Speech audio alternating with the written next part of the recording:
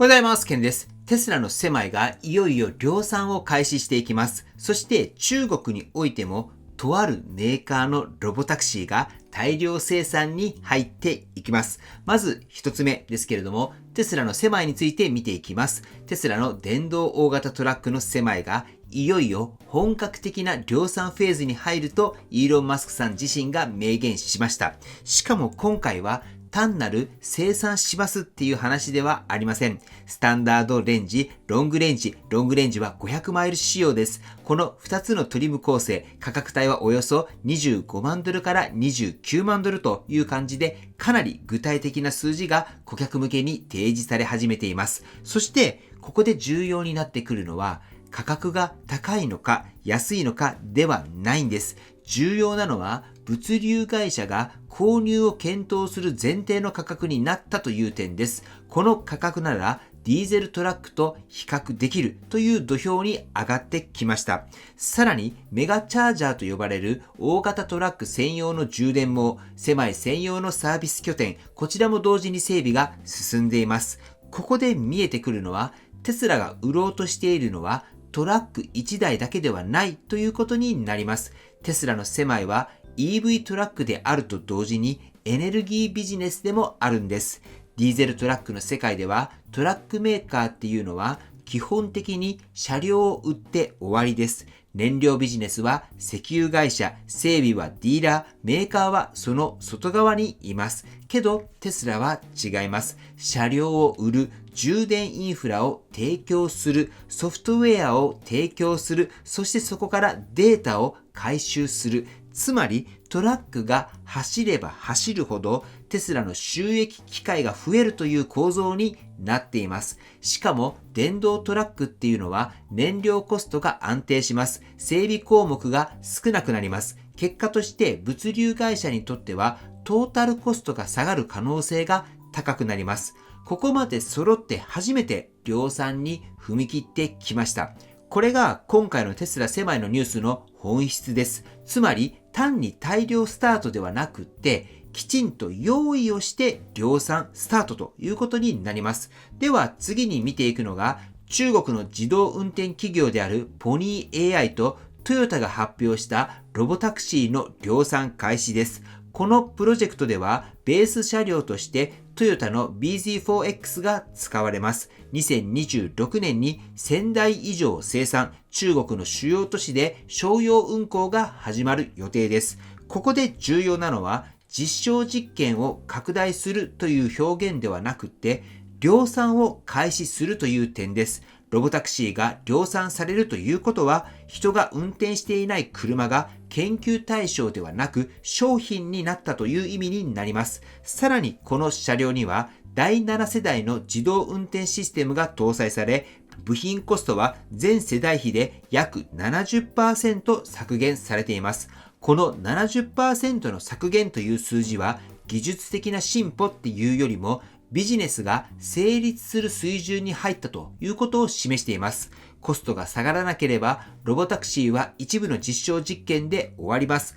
コストが下がったからこそフリートとして何百台何千台という単位で導入することができるんです。つまりロボタクシーはできるかどうかの段階、これを終えて儲かるかどうかの段階に入ってきたということになります。ではここでポニー AI とトヨタのタッグとテスラを並べてみると面白い共通点が見えてきます。ポニー AI とトヨタはロボタクシーを量産、テスラはセマイを量産し、乗用車でも FSD を進化させ続けています。アプローチは違いますが、向かっているゴールは同じです。車を売る会社から移動サービスを提供する会社へ、この変化っていうのは投資家の見方も変わってきます。ではここから重要なのは何台売れたのかっていうよりも何台が稼働しているのかということに変わってくるということです。稼働している車両は毎日データを生み、毎日ソフト収益を生み、毎日エネルギーを消費していきます。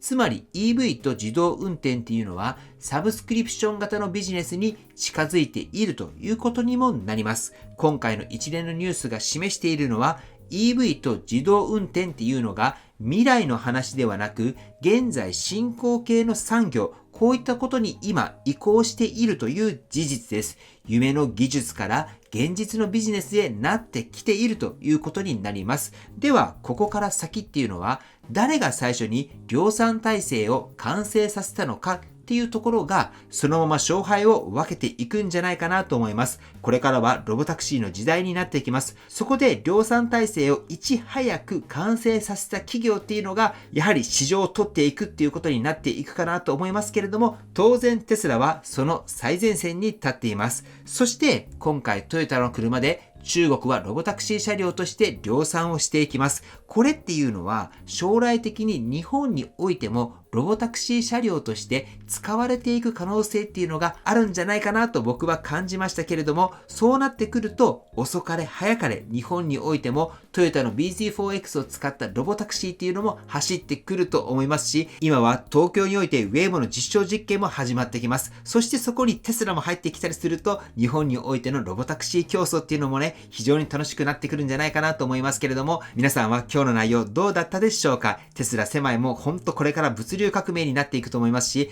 トヨタがいよいよロボタクシー専用車ということで中国で稼働していくっていうこともかなり面白い話になってくるんじゃないかなと僕は思いましたけれども、皆さんの感想ぜひねコメントで教えていただければと思います。はい、では最後にテスラの株価チェックしておきましょう。本日はあまり変わらず現在424ドルとなっております。はい、では本日の内容は以上です。今回の動画が参考になったと思われたら高評価をよろしくお願いします。僕の YouTube は毎日発信しています。僕の YouTube をご覧になってもらえばテスラの情報はほとんど網羅すると思いますので、チャンネル登録がまだな方はチャンネル登録の方をよろしくお願いいたします。では今日もご視聴していただきありがとうございます。テスラのある生活を楽しんでいきましょう。ではまた。追伸です。もしテスラの購入を検討されているなら、僕は中古をお勧めします。テスラの場合はアップデートするので、去年買おうが今買おうが中身は同じです。モデル 3Y それぞれデザインは変わりましたけれども、基本的な中身は同じです。それを踏まえると、一番のおすすめっていうのは、ハードウェア4搭載の中古、これを買うのがいいと思います。ただ、なかなかハードウェア4搭載の中古っていうのが正直球数が少ないです。モデル3ハイランドのハードウェア4っていうのはちょいちょい出てきているというイメージはありますけれども、なかなかモデル Y のハードウェア4っていうのが出てこないっていうのが現状です。だからこそ最近僕が考えている一番の方法なんですけれども、それは FSD 搭載のテスラの中古。これはちょいちょい出てきているんですよね。なので、それはハードウェア3なんですけれども、今の日本っていうのは FSD が入っているからといって価格が高いかどうかっていうとそんなに変わらないっていうのが現状なんです。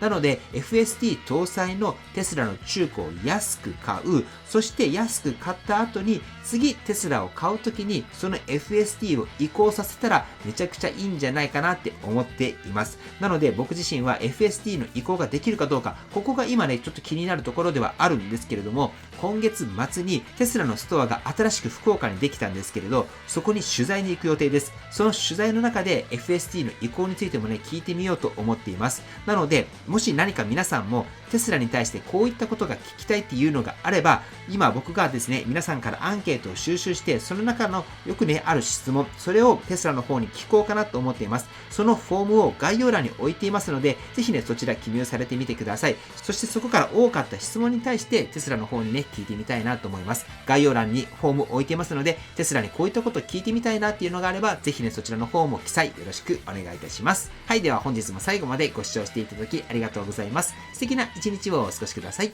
ではまた。